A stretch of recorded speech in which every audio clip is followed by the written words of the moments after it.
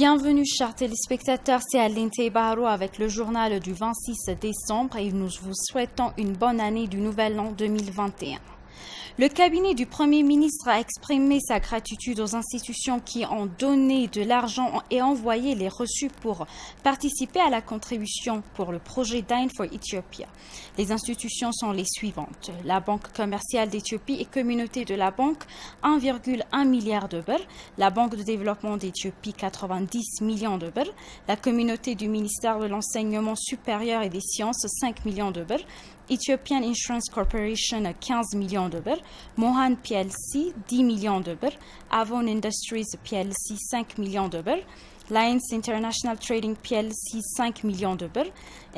Institution de crédit et d'épargne d'Amara, 20 millions de birr. Partenaire ABH, 10 millions de birr. Conseil régional d'État de Benshangul Gumuz, 5 millions de birr. Star Business Group, 10 millions de birr. Société de développement des parcs industriels, 10 millions de birr. Et les employés de la Société de développement des parcs industriels, 5,2 millions de birr.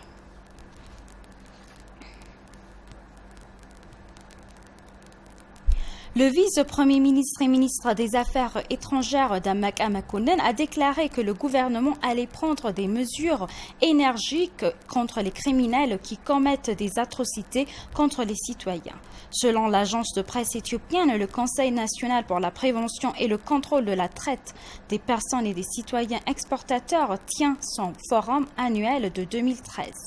S'exprimant à cette occasion, le vice-premier ministre et ministre des Affaires étrangères Damak Makonnen a souligné que certains avaient commis des atrocités contre des citoyens dans diverses régions de l'Éthiopie.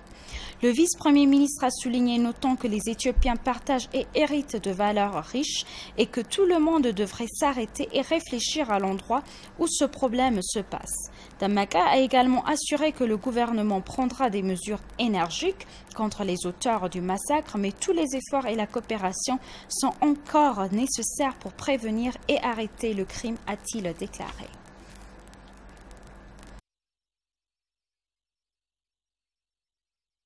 La Commission éthiopienne des droits de l'homme a exhorté le gouvernement à prendre des mesures juridiques contre les tueurs armés de civils dans l'État de Benshangul Gumuz.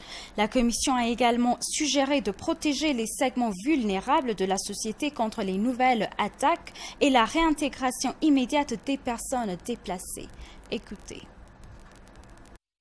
Lors de son entretien avec EBC, le commissaire éthiopien aux droits de l'homme Daniel Bekele a déclaré que sa commission avait confirmé qu'il y avait eu des attaques inhumaines atroces récurrentes dans l'état de Benshangul Gumuz. Avec les attaques à base ethnique dans la zone de Metakel et de ses environs, un certain nombre de personnes, environ 100 civils, ont été massacrés ce mercredi.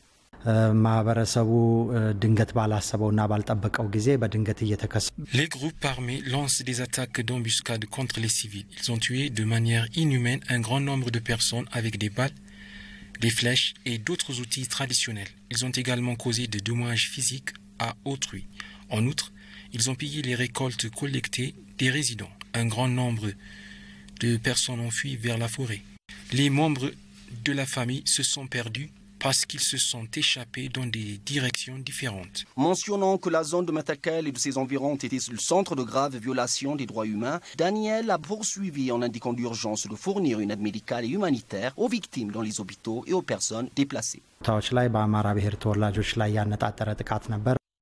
certaines régions, l'attaque était menée contre des ressortissants d'Amara, mais récemment, les personnes tuées étaient principalement des membres de la zone de Shinasha.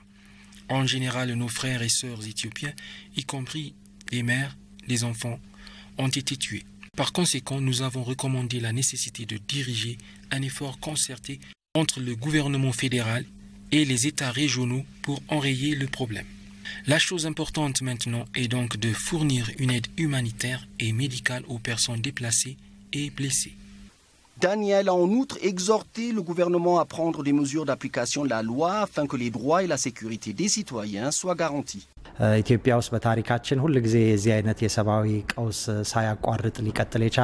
violations similaires des droits de l'homme se sont perpétuées pendant trop longtemps dans le pays parce que nous ne rendons pas les contrevenants responsables de leurs infractions.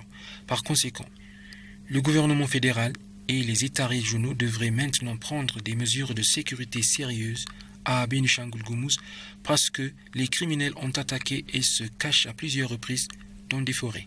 Cela doit cesser maintenant en traduisant les criminels devant la loi. Par conséquent, l'État régional de Bénichangul-Goumouz a besoin de mesures de sécurité fortes. Le commissaire a souligné que la réinstallation des personnes déplacées devrait également faire l'objet d'une attention considérable.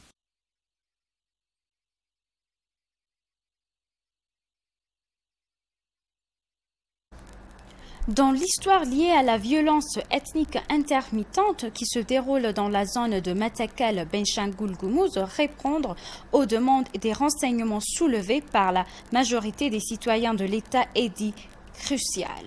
S'adressant à ETV hier, Fassil Selachi, avocat et procureur, a déclaré que le gouvernement devrait apporter rapidement une solution durable à la violence ethnique intermittente en observant l'amendement constitutionnel de la région dans le cadre de la solution.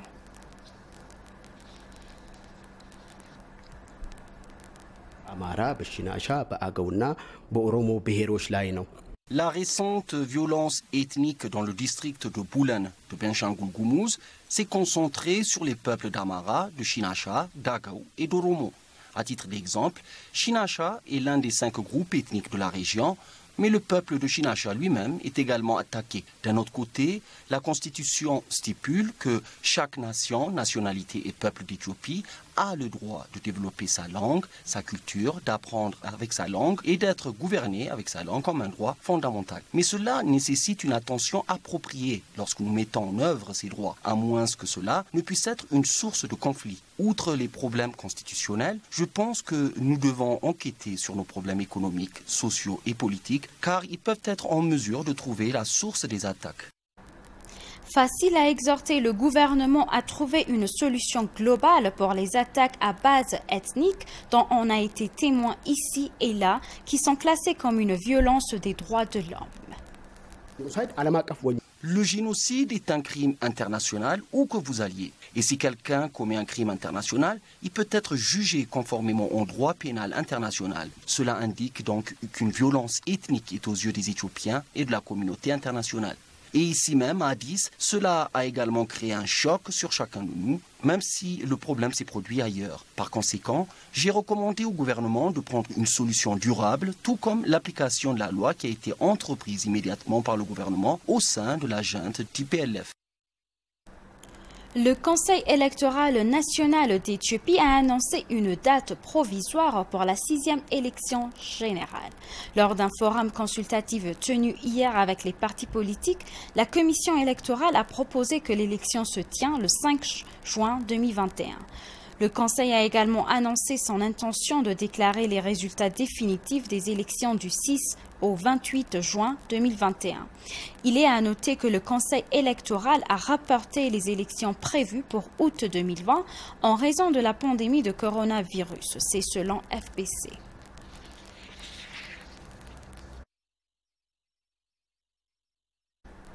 La Chambre du commerce d'Addis Abeba et les associations sectorielles ont eu des discussions virtuelles avec leurs homologues chinois.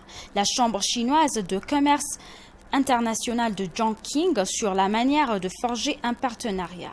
Le consul éthiopien en Chine, Antanet Tariku, a souligné les liens de longue date entre l'Éthiopie et la Chine et l'engagement des entreprises chinoises dans les activités de développement de l'Éthiopie. Le secrétaire général du CCOIC, Liu Li, a pour sa part expliqué à la direction des associations commerciales et sectorielles d'Addis Abeba les devoirs et responsabilités de son organisation et a exprimé son intérêt à inviter son homologue d'Addis Abeba aux foires et aux expositions qui prennent part en Chine. Il s'est également engagé à offrir un soutien technique à la Chambre de commerce et à l'association sectorielle d'Addis Abeba pour la mise en œuvre du système de données commerciales numériques et à organiser une visite de travail pour ses professionnels et ses dirigeants en Chine. Ils ont également décidé de signer un protocole d'accord afin de travailler ensemble dans plusieurs domaines de coopération.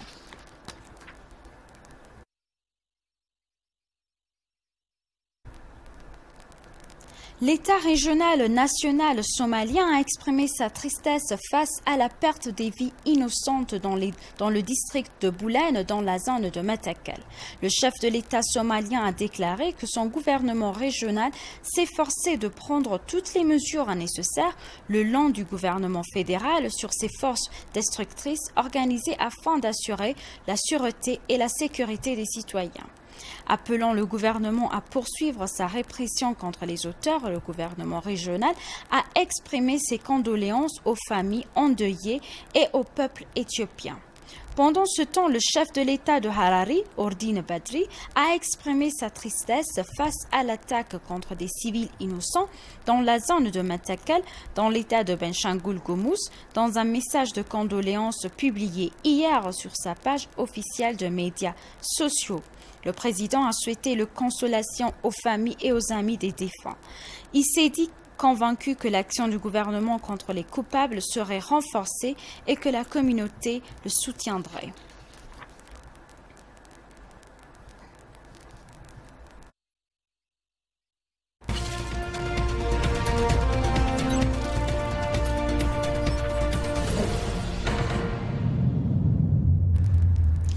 Et pour conclure, l'Éthiopie et la Banque mondiale ont signé un accord de financement de 100 millions de dollars. L'accord a été signé par le ministre d'État des Finances Yasmine Ouahabrabi et le directeur national de la Banque mondiale pour l'Éthiopie, le Soudan du Sud et l'Érythréen Ousmane Dione. Le financement supplémentaire sera utilisé pour financer le projet de développement de l'entrepreneuriat féminin. Le projet fournit aux femmes entrepreneurs les financements, les compétences et les services dont elles ont besoin pour développer leur entreprise.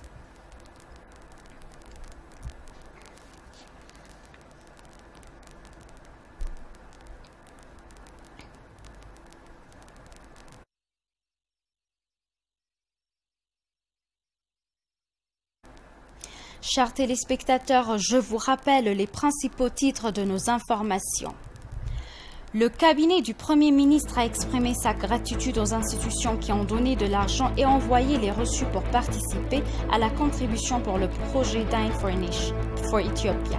L'Éthiopie et la Banque mondiale ont signé un accord de financement de 100 millions de dollars.